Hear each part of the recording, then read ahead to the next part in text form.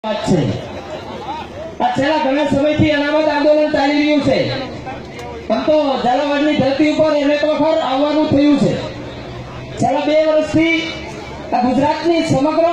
તાલુકા લેવલે સભાઓ થઈ રહી છે મિત્રો આજની સભા જોઈ બહુ આનંદ થયો કે માનવ મહેરામણ રોડ ઉપર યુવાનોમાં થનગનાટ એ નારીસાણાની ધરતી ધાંગધ્રાની ધરતી ઉપર યુવાનોમાં જે માહોલ હતો ને ભાઈ તો અમારું હૃદયની અંદર ખબર પડી કે યુવાનોમાં કેટલો થનગનાટ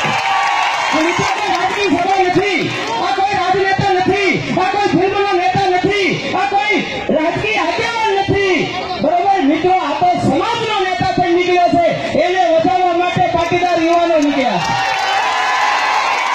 મિત્રો આ એના માટેની લડાઈ છે આ ભવિષ્ય માટેની લડાઈ છે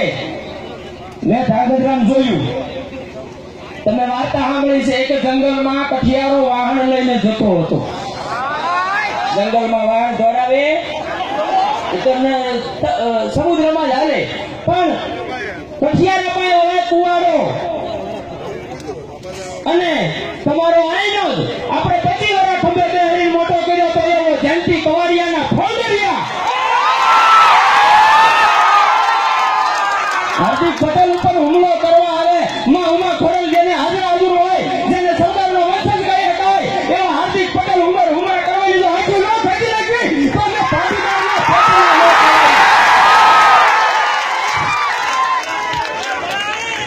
મિત્રો રાજકીય નેતાઓને સ્ટેજ ઉપરથી ચેલેન્જ આપી છે કે ગુજરાતના કોઈ પણ ખૂણે પાટીદાર અનામત આંદોલન જે ચલાવી રહ્યા છે એની ઉપર આંગળી ચીંધવાનો પ્રયાસ ન કરતા નકર તમારી ખેર નથી મિત્રો રાજકારણ કરવા નથી નીકળ્યા આ ભાજપે સામ દામ દંડ ભેદના પ્રયોગો કર્યા છે પણ આને પણ આન બાન શાંતિ આંદોલન ચાલુ રાખવાનું છે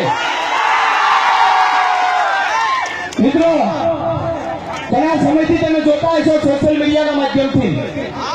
આક્ષેપો પ્રતિ આક્ષેપો ચાલુ થઈ ગયું છે મિત્રો આમાં કાંકરી ખરી નથી હોય આંદોલનની સંખ્યાની અંદર પોતાના વજ્યા છે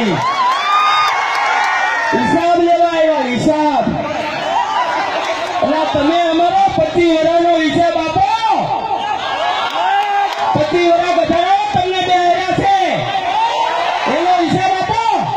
પછી અમારી પાસે હિસાબ અને હું સ્ટેજ ઉપરથી કહેવા માંગીશ કોઈ પણ સમાજનો આગેવાન હોય અને પૈસા દીધા હોય આંદોલન ચલાવવા તો હિસાબ લેવાથી એક સાત પાપાઈ આવે હું હિસાબ આપીશ રજનીકાંત ભલે હું પણ ઓફિસ રાખું છું હિસાબ દેવાની મારી પાસે પણ ઓટો મોરની ટીમ છે આખી ઓટો મોરમાં આવી જાય ધાંગધ્રામ જોયા આ દર્દનની રાજકોટની ટીમ ઓટો મોરમાં જીતી